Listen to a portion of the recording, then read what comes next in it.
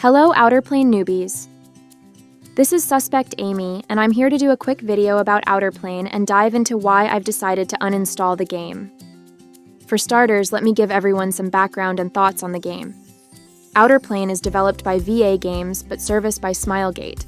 This is very similar to how Epic 7 is developed by Super Creative, but also serviced by Smilegate. What exactly does it mean to service a game?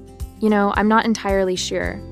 I think this means Smilegate is in charge of promotion, publishing, distribution, tech support, social media, hiring non-developer talent like voice actors, but more importantly, I believe Smilegate also has a final say on the future roadmap for their games as well.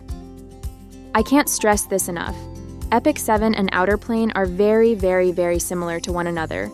Both games have most of the same content modes. Gameplay, hero growth, and gearing is extremely similar.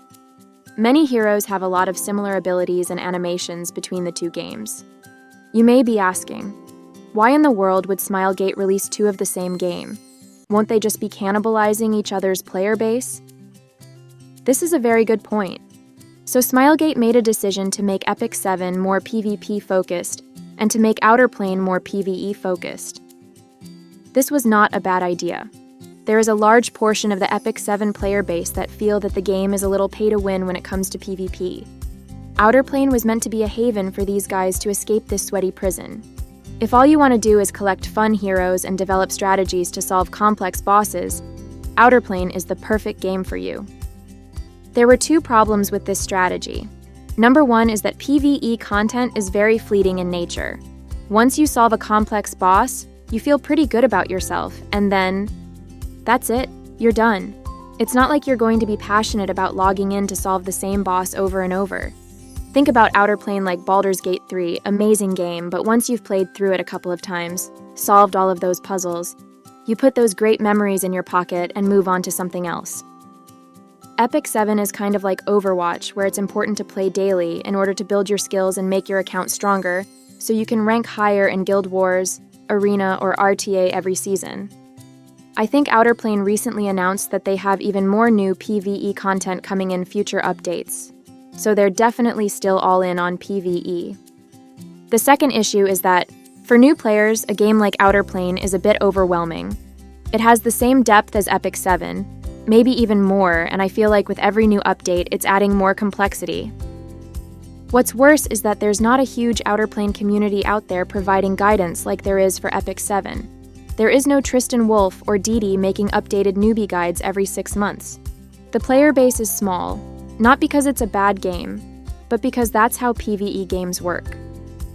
Hardcore players leave after finishing the content. Casual players leave because they don't have any guidance from hardcore players. I can't mention the player base here without going into the game's massively botched launch.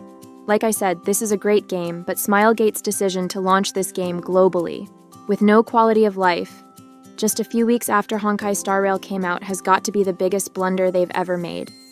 I tried this game when it launched, it was okay, but there were clearly issues. They gave you a very limited number of skip tickets. Skip tickets couldn't be used in a bunch of content. Even on content that you can skip, you needed to go in and out of like a dozen dungeons to do a single skip each day to get bonus rewards. Arena was a pain, where you needed to manually fight through a bunch of battles every day to clear your dailies. There were content modes that were just really not fun to play at all.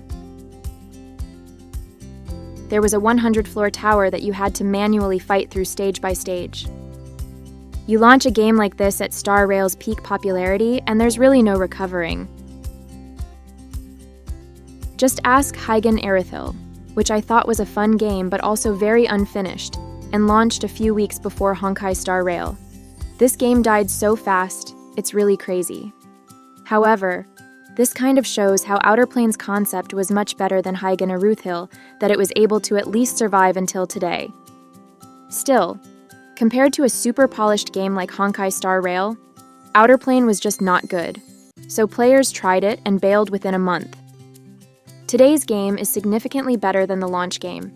You get tons of sweep tickets, you can auto-sweep all of the dungeons at once, you can even auto-sweep all of your arena battles at once. Remember that content that wasn't fun to play? If your account is strong, you no longer need to slog through it, you just go to the final boss fight instantly. That 100-floor tower?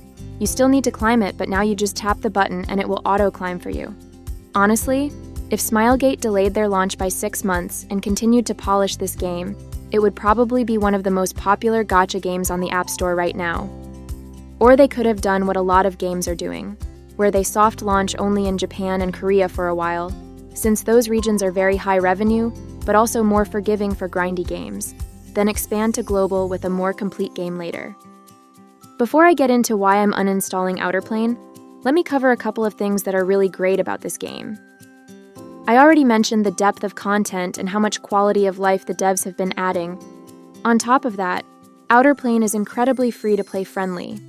I've spent very little money in this game, and I've pretty much been able to summon every banner hero that's popped up since I came back.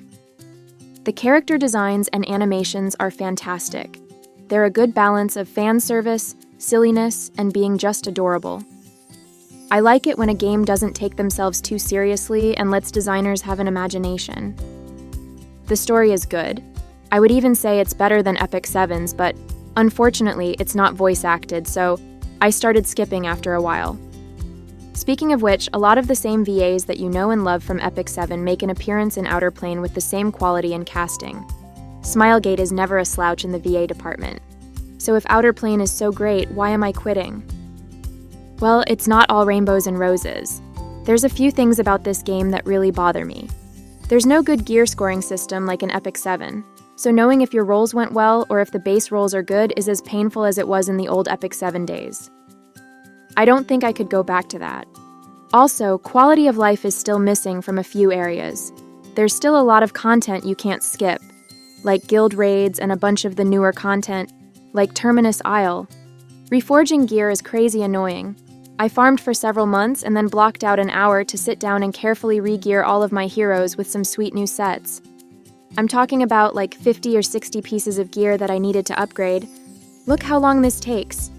I swear I did maybe a dozen of these, and then just shut off my iPad in frustration. The game server reset time is a bit weird too. For me it's like 4 p.m., so I've had a few times where I was fighting a hard boss and then the game reset and didn't register my run. In Epic 7, the reset time is like 2 a.m., so that never happens to me.